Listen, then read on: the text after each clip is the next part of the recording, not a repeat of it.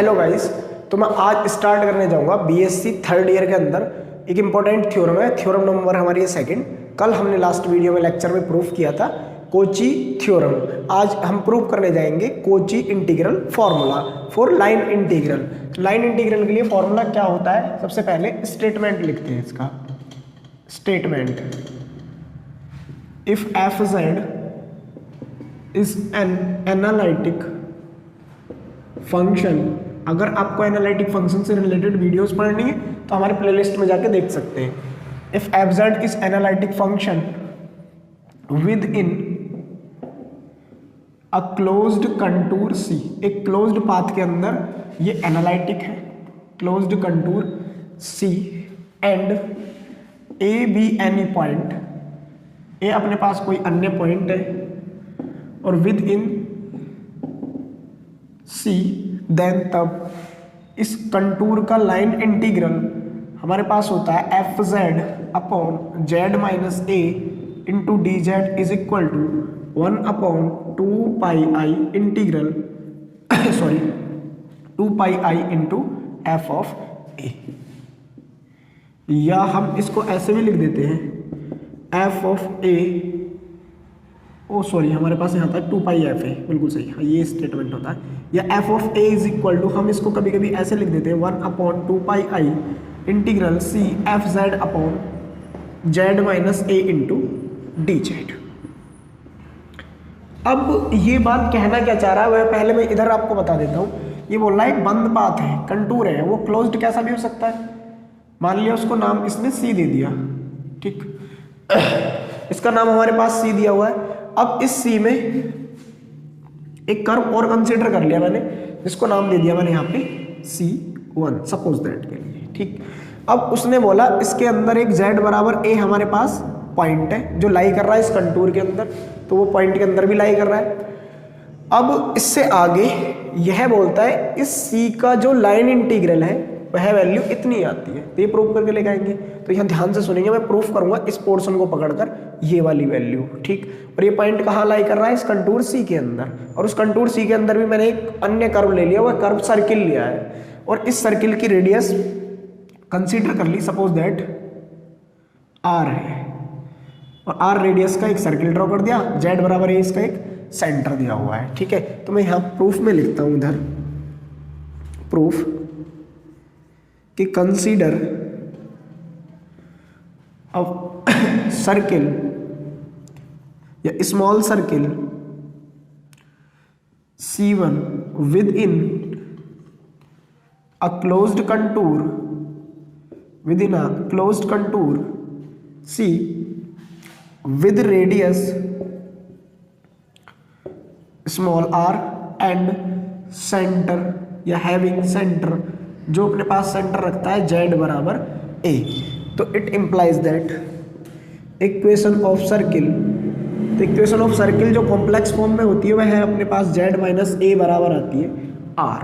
अगर यहाँ से मैं z माइनस a का मॉडुलस हटाता हूँ तो मेरे पास आ जाता है r e की पावर i थीटा, या z बराबर मेरे पास आ जाता है a plus r e power i theta.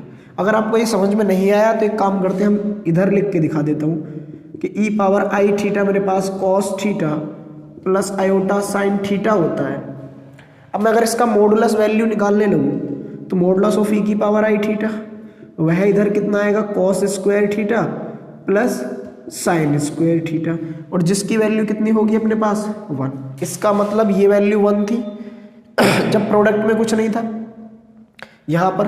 अब मैंने मॉडुलस इधर से हटाया तो 1 की वैल्यू कितनी आ गई हमारे पास, e की पावर i थीटा। बोलो बात सही है या नहीं।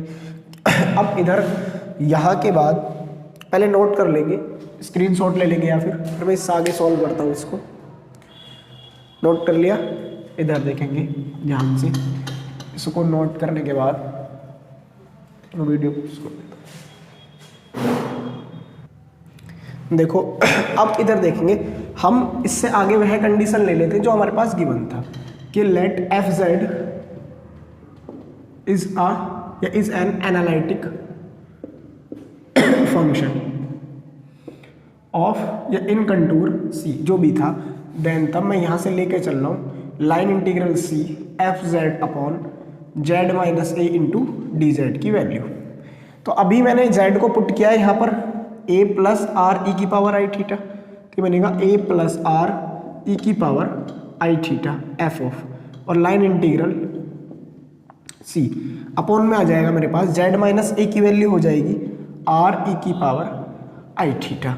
अब हमारे पास सारा फंक्शन थीटा में कन्वर्ट हो गया है और आर में, तो मेरे को जेड भी चेंज कर दो यहाँ से। तो मैं इस जेड के लिए क्या निकाल लेता हूँ, इसका डिफरेंशिएशन कर देता हूँ यहाँ पर कि जेड बराबर मेरे पास है ए प्लस आर ई की पावर आई थीटा, तो डी जेड मेरे को मिलेगा आर आई ई की power I theta D theta. तो यहाँ पर इसकी वैल्यू लगा देंगे I into R E power I theta D theta. This program से दिस प्रोग्राम कैंसिल आउट हो जाएगा।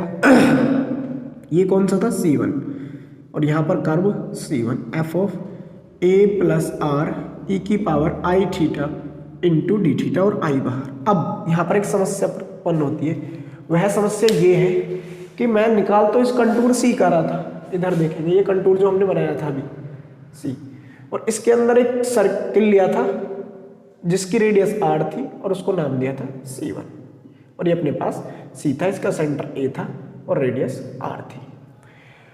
अब ये समस्या ये हो गई कि इसका इंटीग्रल इसके बराबर कैसे रख दिया हमने। तो एक हमारे पास थ्योरम होती है जिसको बोलते हैं कोचीज extension theorem for line integral. तो कोचीज एक्सटेंशन थ्योरम यह बोलती है कि इसका लाइन इंटीग्रल इसके लाइन इंटीग्रल के इक्वल होता है। तो मैं यहाँ पर एक बात लिख देता हूँ, क्या यूज किया है मैंने यहाँ, बाय कोचीज एक्सटेंशन थ्योरम। ये मल्टी कनेक्टेड रीजन के लिए भी होती है और लाइन इंटीग्रल के लिए भी। मल्टी कनेक्टेड रीजन मतलब इसमें अगर बहुत सारे रीजन्स अलग अलग दिए हुए, उन सभी रीजन्स का जो इंटीग्रल निकल के आएगा वो इस टोटल लाइन इंटीग्रल के बराबर आता है, ठीक है ना। तो ये नोट कर लिया होगा, नीचे वाला मैं बता देता हूँ, आगे सॉल्व करते हैं। बहुत ही ईजी है, एग्जाम में पूछा जाता है ज़रूर, ठीक है। यहाँ से कितना आएगा, ये हो गया।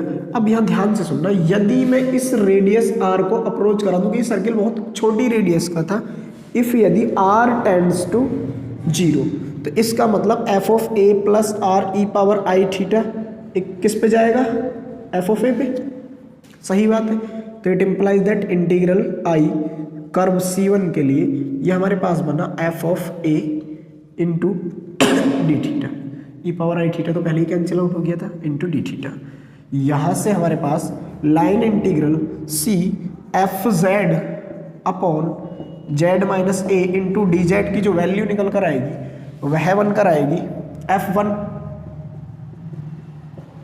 एफ ऑफ ए जो है मेरे पास वह कांस्टेंट है, क्योंकि रेस्पेक्ट में थीटा के लेके चल रहा हूँ, तो इसलिए मैंने इसको कांस्टेंट को बाहर निकाल लिया।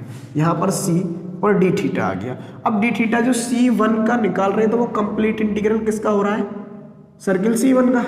और सर्किल C1 के लिए लिमिट कहाँ से होगी, थीटा 0 से लेके 2 पाई, तो I into F A theta from 0 to 2 पाई और इंटू डी थीटा। इसका सॉल्यूशन अपने पास आ जाएगा 2 थीटा, तो ये बन जाएगा 2 pi F of A line integral C F Z upon Z minus A into D Z. तो ये हमारे पास इस थ्योरम का प्रूफ आ जाता है। या हम इसको ऐसे भी लिख सकते हैं, F of A is equal to line integral C F Z upon Z minus A into D Z, और मल्टीप्लाई में आ जाएगा 1/2 पाई आई। तो ये हमारे पास इस क्वेश्चन का प्रूफ हो गया, या इस थ्योरम का प्रूव्ड हो गया। अब कुछ इंपॉर्टेंट बात से जो कॉम्प्लेक्स इंटीग्रल के लिए हमारे पास यूनिवर्सिटी एग्जाम्स के पॉइंट ऑफ व्यू से बहुत ज़्यादा इंपॉर्टेंट है। एक तो हमने कल प्रूफ किया था कोचीज थ्योरम, सेकंड हमने आज प्रूफ किया Kochi integral formula, Kochi integral formula. Next जो हमारे पास अभी 4 से 5 थ्योरम्स बची हुई है, उनका नाम है जैसे मोरेरास थ्योरम है, मोरेरास थ्योरम, टेलर्स थ्योरम, और अपने पास लिवोलीज थ्योरम है, रोचेस थ्योरम है। ये जितनी भी थ्योरम्स हैं सारी की सारी पूछी जाती है इस चैप्टर्स के अंदर, और क्वेश्चन जो मोस्टली पुटअप होते हैं वो टेलर और लॉरेंट सीरीज से आते या फिर कोची इंटीग्रल फॉर्मूला से आते। तो प्लीज़ इसको नोट कर लीजिएगा या स्क्रीनशॉट ले सकते हो।